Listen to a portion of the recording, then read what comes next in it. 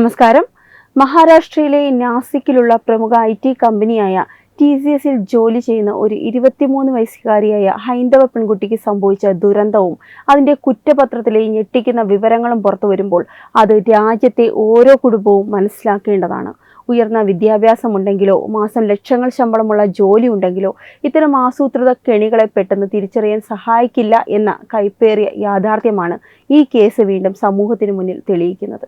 നമ്മളുടെ മക്കൾ സുരക്ഷിതരാണെന്ന് കരുതി കയ്യും കെട്ടിയിരിക്കുന്ന മാതാപിതാക്കൾ തീർച്ചയായും അറിഞ്ഞിരിക്കേണ്ട ചില കാര്യങ്ങളുണ്ട്.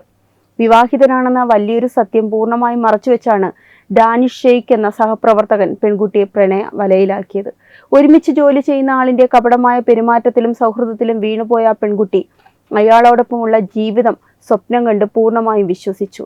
എന്നാൽ കെണി മുറുകിയെന്ന് ഉറപ്പായതോടെ ഡാനിഷ് തന്റെ യഥാർത്ഥ ലക്ഷ്യം പുറത്തെടുക്കുകയായിരുന്നു.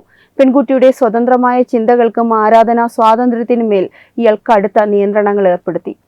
ഹിന്ദു ഭക്തിഗാനങ്ങൾ കേൾക്കരുത്, ക്ഷേത്രങ്ങളിൽ പോകരുത് എന്നൊക്കെയായിരുന്നു ആദ്യത്തെ വിലക്കുകൾ. ക്ഷേത്ര ദർശനം നടത്തുന്നത് മാനസിക സമ്മർദ്ദമുണ്ടാക്കുമെന്നും അല്ലാഹുവിനോട് പ്രാർത്ഥിച്ചാൽ മാത്രമേ ചെയ്ത പാപങ്ങളിൽ നിന്നും മോചനം ലഭിക്കൂ എന്നും നിരന്തരം പറഞ്ഞ് പെൺകുട്ടിയുടെ മനസ്സിൽ സ്വന്തം ധർമ്മത്തോടും സംസ്കാരത്തോടും വിമുഖതയുണ്ടാക്കാൻ ഇയാൾ ബോധപൂർവം ശ്രമിച്ചു. കേവലം വാക്കുകളിൽ ഒതുങ്ങുന്നതായിരുന്നില്ല ഈ ബ്രെയിൻ വാഷിംഗ്. വിവാദ മതപ്രഭാഷകൻ സക്കീർ നായിക്കിന്റെയും പാകിസ്ഥാൻ ഇസ്ലാമിക പണ്ഡിതന്മാരുടെയും വിഷം ചീറ്റുന്ന വീഡിയോകൾ കാണാൻ ഡാനിഷ് പെൺകുട്ടിയെ നിരന്തരം നിർബന്ധിക്കുകയായിരുന്നു. ഇതോടൊപ്പം തന്നെ നിത്യജീവിതത്തിൽ ജന്നത്ത്, ജഹന്നം, സംസം തുടങ്ങിയ ഇസ്ലാമിക പദങ്ങൾ മാത്രം സംസാരിക്കാൻ പെൺകുട്ടിയെ പഠിപ്പിച്ചു. ഒടുവിൽ വൈകാരികമായ ബ്ലാക്ക് മെയിലിംഗിന്റെ അടുത്ത ആയുധവും അയാൾ പുറത്തെടുത്തു. എന്റെ വീട്ടുകാർ നിന്നെ മരുമകളായി അംഗീകരിക്കണമെങ്കിൽ നിനക്ക് നിർബന്ധമായി നിസ്കരിക്കാൻ അറിഞ്ഞിരിക്കണം എന്നതായിരുന്നു ഡാനിഷിന്റെ നിബന്ധന. സ്നേഹിക്കുന്ന വ്യക്തിക്കായി എന്തും ചെയ്യാൻ തയ്യാറാകുന്ന പെൺകുട്ടിയുടെ മാനസികാവസ്ഥയെ ചൂഷണം ചെയ്തുകൊണ്ട് സ്വന്തം വിശ്വാസങ്ങൾ കൈവിട്ട് ഇസ്ലാം സ്വീകരിക്കാൻ സജ്ജമാകുന്ന തരത്തിലേക്ക് ആ 23-കാരിയുടെ മനസ്സ് മാറ്റിയെടുക്കപ്പെട്ടു. ഈ ആസൂത്രിത നീക്കങ്ങൾക്കെല്ലാം ഡാനിഷിന് പൂർണ്ണ പിന്തുണയുമായി കൂട്ടുപ്രതിയായ നിധാ ഖാൻ എന്ന സ്ത്രീയും ഒപ്പമുണ്ടായിരുന്നു. ഇവിടെ നമ്മൾ തുറന്നു പറയേണ്ട ചില കടുത്ത യാഥാർത്ഥ്യങ്ങളുമുണ്ട്.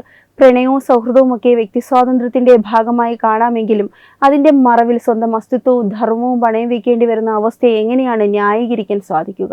മതേതരത്വത്തിന്റെയും പുരോഗമനത്തിന്റെയും പൊള്ളയാകായ മുഖംമൂടി അണിഞ്ഞ് നമ്മുടെ കോർപ്പറേറ്റ് ഇടനാഴികളിൽ പതുങ്ങിയിരിക്കുന്ന ഇത്തരം ചതിക്കുഴികളെ തിരിച്ചറിയാൻ ഇനിയും വൈകരുത്.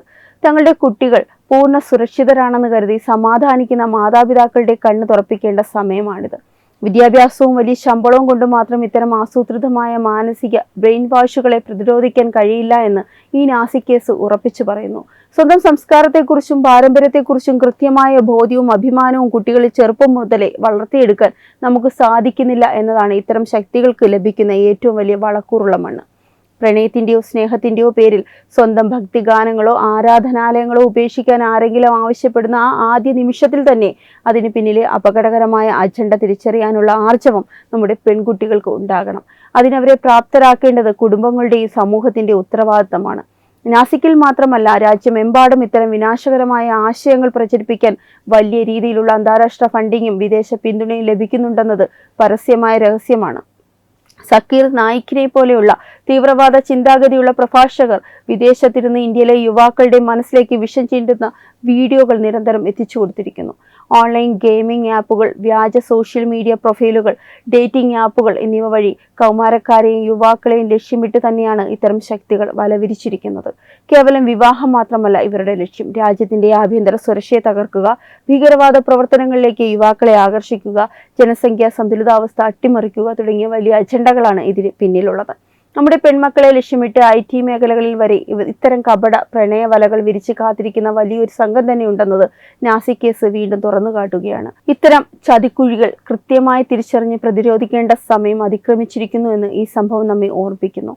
ഇത്തരം കെണികളിൽ പെടാതിരിക്കാൻ ഓരോ കുടുംബവും ചില അടിസ്ഥാന കാര്യങ്ങളിൽ ജാഗ്രത പുലർത്തിയേ തീരും. മക്കളോട് സൗഹൃദപരമായ അന്തരീക്ഷം സൂക്ഷിക്കുക. കോർപ്പറേറ്റ് ജോലിയാണെങ്കിൽ പോലും അവരുടെ മാനസികാവസ്ഥയിലും പെരുമാറ്റത്തിലും ഉണ്ടാകുന്ന മാറ്റങ്ങൾ ശ്രദ്ധിക്കുക. കുട്ടികൾക്ക് ചെറുപ്പം മുതലേ സ്വന്തം ആചാരങ്ങളിലും സംസ്കാരങ്ങളിലും അഭിമാനമുണ്ടാക്കുന്ന രീതിയിലുള്ള അറിവ് പകർന്നു നൽകുക. അജ്ഞാതരായ വ്യക്തികളുടെ അമിത താല്പര്യങ്ങളെയും ഓൺലൈൻ സൗഹൃദങ്ങളെയും കൃത്യമായ അകലത്തിൽ നിർത്താൻ അവരെ പ്രാപ്തരാക്കുക.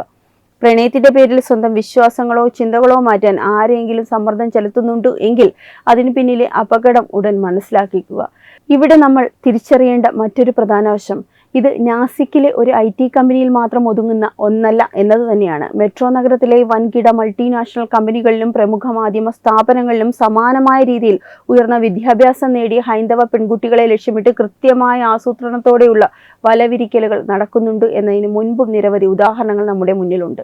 പണ്ടുകാലങ്ങളിൽ ഗ്രാമീണ മേഖലയിലോ പിന്നോക്ക സാഹചര്യങ്ങളോ ലക്ഷ്യമിട്ടായിരുന്നു ഇത്തരം ശക്തികൾ നീങ്ങിയിരുന്നതെങ്കിൽ ഇന്ന് തന്ത്രങ്ങൾ പൂർണ്ണമായും മാറി മറിഞ്ഞിരിക്കുന്നു. മതേതരത്വത്തിന്റെ ലേബൽ ഒട്ടിച്ച് കോർപ്പറേറ്റ് കമ്പനികളിൽ തോളോട് തോൾ ചേർന്ന് ജോലി ചെയ്യുന്ന സഹപ്രവർത്തകർ തന്നെയാണ് പലപ്പോഴും ഇവിടെ വേട്ടക്കാരാകുന്നത്. ഒരേ പ്രോജക്റ്റുകളിൽ ഒരുമിച്ച് പ്രവർത്തിക്കുക, സൗഹൃദം സ്ഥാപിക്കുക, പിന്നീട് വ്യക്തിപരമായ പ്രശ്നങ്ങളിൽ സഹതാപം പ്രകടിപ്പിച്ച് സാവധാനം വിശ്വസ്തത നേടിയെടുക്കുക എന്നതാണ് ഇവരുടെ രീതി.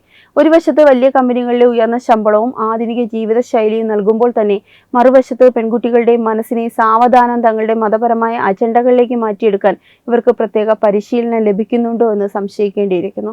മുൻപും കൊച്ചിയിലെയും ബാംഗ്ലൂരിലെയും ചില പ്രമുഖ ടെക് പാർക്കുകളിൽ നിന്നും സമാനമായ പരാതികൾ ഉയർന്നു വന്നതും മാതാപിതാക്കളുടെ ഇടപെടലിലൂടെ പലതും പുറംലോകം അറിയാതെ പോയതും ഈ സാഹചര്യത്തിൽ നമ്മൾ കൂട്ടി വായിക്കേണ്ടതുണ്ട്. ഈ നാസി കേസിന്റെ കുറ്റപത്രം വ്യക്തമാക്കുന്നത് പോലെ ഇതൊരു വ്യക്തിഗത പ്രണയ തകർച്ചയോ അല്ലെങ്കിൽ സാധാരണ രീതിയിലുള്ള ഒരു പ്രണയ വിവാഹ ശ്രമമോ അല്ല. കൃത്യമായ അന്താരാഷ്ട്ര ബന്ധങ്ങളുള്ള വലിയൊരു ശൃംഖലയുടെ ആസൂത്രിത നീക്കമാണിത്.